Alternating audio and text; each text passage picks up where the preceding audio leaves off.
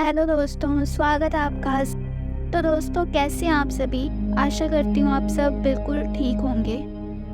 दोस्तों, आज की कहानी बहुत ही ज़बरदस्त है, सुनना ज़रूर। अगर दोस्तों आप मेरे इस चैनल पर पहली बार आए हैं और पहली बार ही मेरी आवाज़ सुन रहे हैं तो कृपया करके मेरे चैनल को अभी सब्सक्राइब करके बेल बटन ऑल पर कर दीजिए।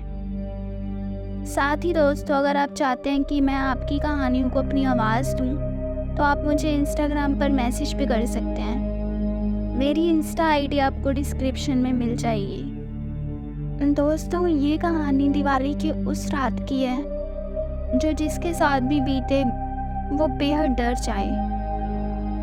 दिवाली की वो खौफनाक रात। सब लोग ये तो जानते हैं कि दिवाली जगमगाती रोशनी और लाइट्स का त्यौहार है, पर जो ज़्यादातर लोग नहीं जानते हैं कि दिवाली की रात अमावस्या की होती है और हर अमावस्या की रात काली शक्तियाँ सबसे ज़्यादा ताकतवर हो जाती हैं। लेकिन 19 साल का सुमित इस बात से अनजान था। वो अपने दोस्त विजय के साथ दिवाली की रात सड़क पर घूम रहा था। तभी विजय की नज़र मंदिर के पीछे एक सुनसान से घर के पीछे गई। वहाँ एक सुंदर लड़की लाल साड़ी पहने दिया जला रही थी। विजय सुमित को लेकर उस घर के पास चला गया। जैसे ही दोनों वहाँ पहुँचे, उन्होंने देखा कि घर दिए से सजा था। उन्हें बैल्कनी में खड़ी वो सुंदर लड़की नजर आई। उसने फिर वही मन लुभाने वाली मुस्कान देकर उन दोनों को अंदर बुलाने का इशारा दिया।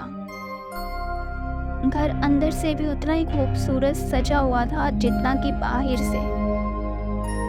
मेज पर खाने के लिए अलग अलग चीजें रखी हुई थी। सुमित मेज से एक लड्डू उठाकर खाने लगा, पर उसके हाथ से गलती से वो नीचे गिर गया।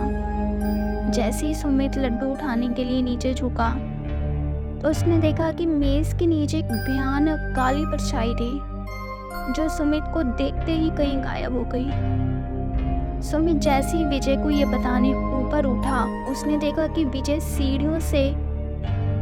सीढ़ियों के ऊपर खींचा चला जा रहा है। सुमित बेहद घबराने लगा था।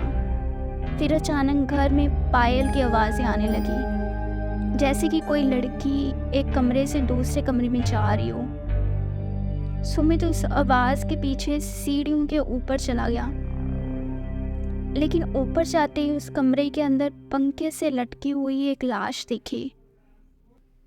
सुमित वो लाश को देखकर बुरी तरह से कांपने लगा, क्योंकि वो किसी और की लाश नहीं बल्कि उसकी दोस्त विजय की लाश थी। सुमित डरते डरते पीछे मुड़ा तो उसके ठीक सामने वही सुंदर लड़की खड़ी थी और उसे देखकर मुस्कुरा रही थी।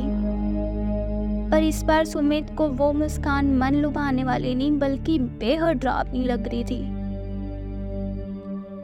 अचानक घर की सारी लाइट्स बंद हो गई और वो घर धीरे धीरे खंडर में बदल गया था। वो लड़की अब भी सुमित को देखकर मुस्कुरा रही थी। अचानक लाल साड़ी पहनी हुई उस लड़की के बाल सफेद और लंबे होने लगे और उसकी आंखें एकदम लाल पड़ गई और चेहरा एकदम डरावना सा हो गया। सुमित उसे देखकर एकदम सुन्न पड़ गया और वो लड़की हाथ में चाकू लिए सुमित की तरफ बढ़ रही थी। सुमित ने किसी तरह अपना होश संभाला और बिना कुछ सोचे सीधे घर से बाहर भागा, लेकिन वो लड़की अभी भी सुमित के पीछे आ रही थी। उस लड़की ने सुमित को मारने के लिए अपना हाथ उसकी तरफ बढ़ाया, लेकिन सुमित तब तक बाहर निकल गया था। उसने जल्दी से घर का दरवाज़ा बाहर से बंद कर दिया। वो लड़की उस दरवाजे के अंदर से बहुत ही तेज से ठोक रही थी, लेकिन अचानक ठोकने की आवाज़ बंद हो गई और फिर सुमित को उस लड़की की चीखने की आवाज़ सुनाई देने लगी, जैसे वो उस घर के अंदर कैद हो गई हो।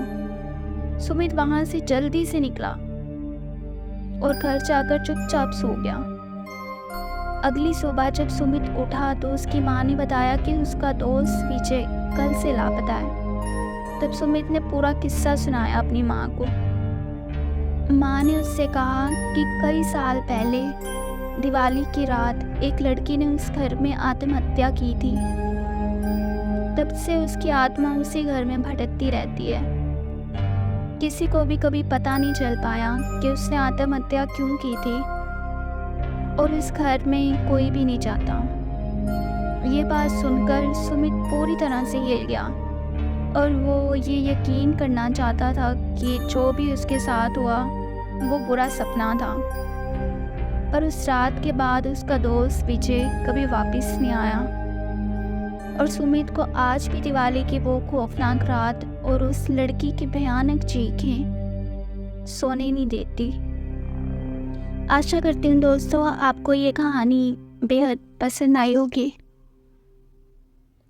अगर पसंद आई है तो प्लीज़ लाइक, सब्सक्राइब और कमेंट करना ना भूलना। Thank you.